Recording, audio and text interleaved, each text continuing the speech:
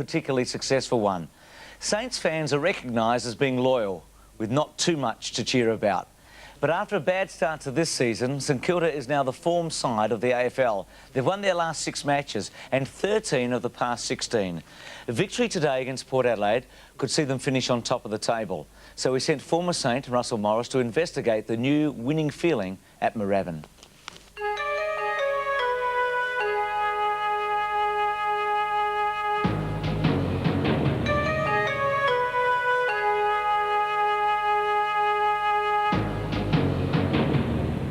Many football champions have worn the red, black and white over 100 years at St Kilda, the likes of Neil Roberts, Ross Smith, Carl Dittrich, Trevor Barker, Tony Lockett, Daryl Bulldog, for instance. Over 100 years since the St Kilda Football Club has joined the AFL and the VFL then in 1897, they've had very little to celebrate. 1966 was their only premiership. A magnificent effort by both teams, and to win a grand final by 1 point, I'm shaking. I don't know how you feel. Since the early 90s, St Kilda's only been relying on 4 players: Stewie Lowe, Nathan Burke, Nicky Winmar and Robert Harvey. But a lot has changed over, the last 18 months. A lot of the younger guys are sharing the workload. And with me now, we've got Stewie Lowe. We're going to ask him the question. Stewie, the workload, sharing it across the club, how's it been for you guys, I suppose, taking the responsibility off that Fab 4 and sharing it across the younger guys? Yeah, Russ, we talked about it at the start of the season, and we really set about obviously doing that. And I think just the emergence of Peter Everett, Jason Heatley, Brown in the middle, Aussie Jones, it's helped all of us out, and certainly given us a lot more avenues for goal with regards to our forward line. And I think the real key in the middle, with Spider getting his hand on the footy and having Brownie and Aussie doing so well in the midfield as well, it's enabled Berkey and halves to really play even more attacking roles than they have in the past.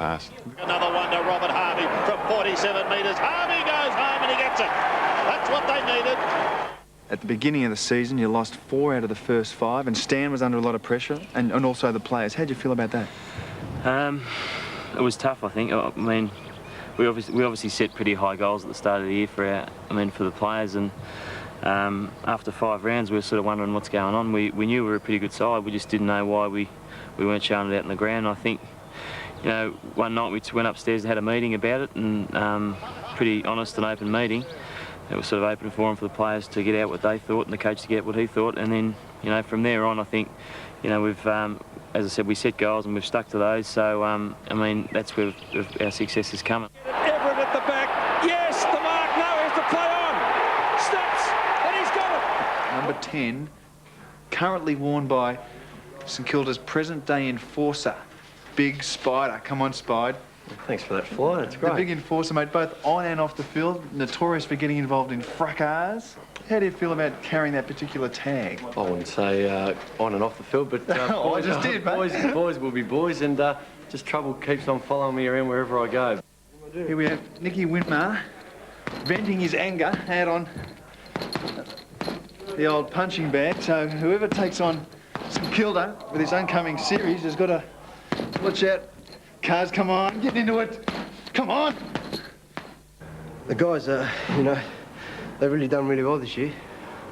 I mean, I haven't been playing my best footy yet, but hopefully things will work out in the finals. Here's Aussie Jones. He's going to bend it back. Oh, great shot at goal by Jones. He's kicked it open. How has St Kilda changed in your eyes over the 3 years you've been here?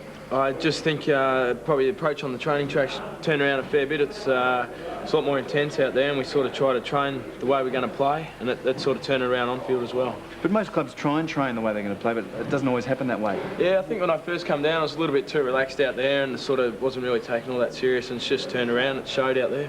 What about yourself, fitting into the side personally? Who would you say you look up to the most around the club and you've followed in their footsteps? Yeah, I guess there's quite a few blokes at our club that you can look up to. We've got a few superstars, and I guess Robert Harvey would probably have to be one. I mean, if you can sort of aspire to be like him, even if you get half as good, it's going to be good for your career.